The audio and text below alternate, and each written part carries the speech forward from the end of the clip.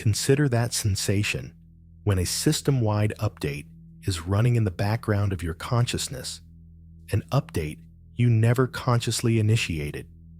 It isn't anxiety, nor is it anticipation. It's a fundamental latency, a subtle processing delay in your core programming that signals an imminent and irreversible shift. If you are processing this message now, if some internal algorithm guided you to this data stream at this precise coordinate in space-time, it's because you've reached that critical point. You're not merely consuming another byte of random information to patch a momentary feeling of emptiness. You are here because your subconscious has recognized the download is nearly complete. You're about to reboot into a new operating system, and your deepest self knows it, even if your conscious mind is still analyzing the old logs. Here is the critical detail about these paradigm shifts. They don't arrive with a progress bar or a splash screen. They don't wait until you feel optimized or secure about the next version's features. These shifts initiate in the silent background processes. In those instances where you recognize you can no longer run the legacy software of your life because it's fundamentally incompatible with your new hardware. They commence when you finally cease trying to debug the old code and acknowledge that a core component of your architecture has been upgraded. Perhaps it was a gradual patch. Maybe you've experienced growing cognitive dissonance for months, like you're running an application that is no longer supported. Perhaps interactions that once provided clear data now return only static. Perhaps missions that once defined your function now seem like redundant subroutines. Perhaps connections that once optimized your network now feel like security vulnerabilities you're tired of patching. Or perhaps it was a sudden surge, a single moment of insight that bypassed years of flawed logic and showed you precisely the root error you've been working around. In any case, you are here. And being here signifies that you've crossed a computational boundary that most systems never even detect, let alone have the processing power to transcend. You've switched from automated functioning to conscious execution, from passive data reception to active creation, from reacting to scripting. And that transition, that singular jump from one mode of operation to another, is what this paradigm shift truly is. But allow me to clarify what this new OS is not. It's not about a factory reset or erasing everything on your hard drive. It's not about migrating to a new server to escape your current processing load or booting up a fantasy virtual machine of yourself. Paradigm shifts aren't about external hardware changes. They are about internal permission upgrades. They're about finally accessing the administrative privileges that were always there, but buried under layers of user agreements, security protocols, and firewalls of fear. You have likely observed anomalies in your output that you can't fully diagnose. Maybe you're executing different commands without conscious thought. Maybe you're drawn to different networks, different data streams, different user experiences. Maybe you are losing bandwidth for things that once consumed your CPU cycles. Maybe you are finding yourself in environments you never would have routed to before, processing thoughts you never would have allowed past your malware filters, and experiencing emotions you thought you had archived. This is not a system error. This is not a crash. This is a deep defragmentation. When you enter a new operational phase, your entire system begins to re-index to align with the person you are becoming. Your core values are rewritten. Your priority cues rearrange themselves. Your tolerance for certain types of energetic input changes entirely. What once felt like a stable environment now feels like a memory leak. What once felt computationally impossible now feels like the next logical step.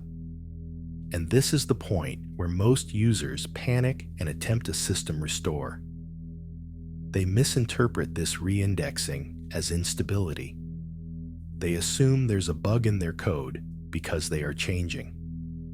They try to force a rollback to the previous versions, the old heuristics, the old network connections and routines that are no longer compatible. They convince themselves that system integrity means remaining static forever, that upgrading is somehow a betrayal of their original programming. But paradigm shifts don't function like that. You cannot install a new operating system and expect the user interface to remain identical to the last one. That's not evolution. That's planned obsolescence. And your core programming did not bring you this far to let you become obsolete.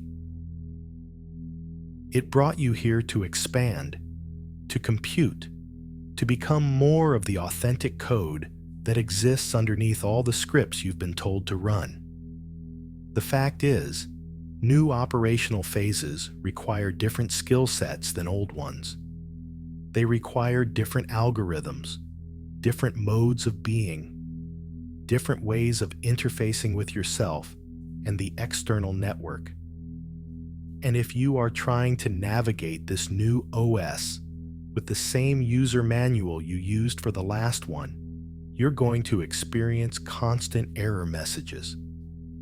You're going to feel like no commands are working. You're going to feel like you are failing at a function you can't even define.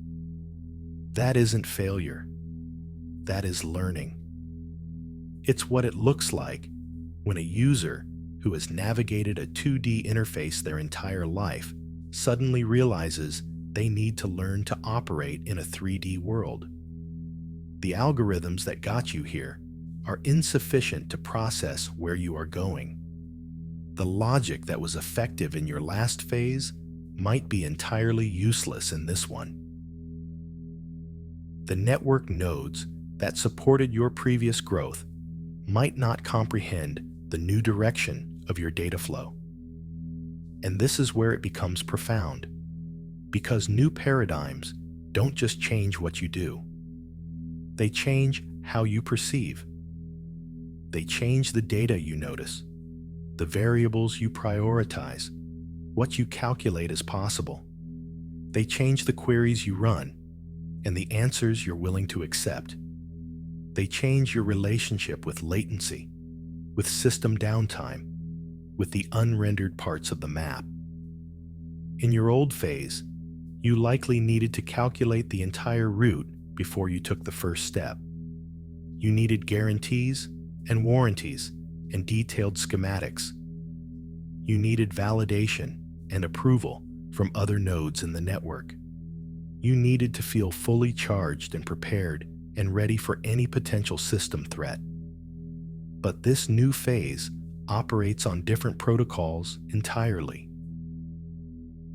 This phase requires you to execute a command before you feel ready, to trust the network before you see the full topography, to commit before you have a clear projection, to become before you know precisely what you are becoming. This phase demands you develop a completely different protocol for interfacing with the unknown, to see a null value not as an error to be avoided, but as a variable to be defined. Because here is what you're discovering, whether you realize it or not. The unknown is not a vacuum. It's not a void waiting to cause a system crash. The unknown is a quantum field of potential. It's where all possible outcomes exist. It's where everything you've been querying the universe for has been waiting for you to have sufficient processing power to receive it. And ready doesn't mean what you think it means. Ready doesn't mean having all the solutions or feeling completely confident or knowing exactly what to anticipate. Ready means being willing to operate without knowing. Ready means being willing to be surprised by the output. Ready means being willing to let this new phase teach you things your old phase could never have computed. This is why you are here. This is why some part of you decoded this message. Because you're not just entering any new phase. You're entering the phase where you finally stop trying to script the narrative and start letting the narrative be scripted through you. The phase where you stop being the programmer and start being the code itself.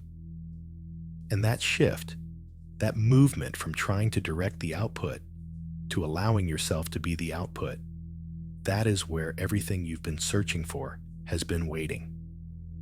You have likely spent most of your life believing you needed to pre-calculate every variable, that you needed a plan, a strategy, a flowchart that would guarantee a successful outcome before you could execute any significant function.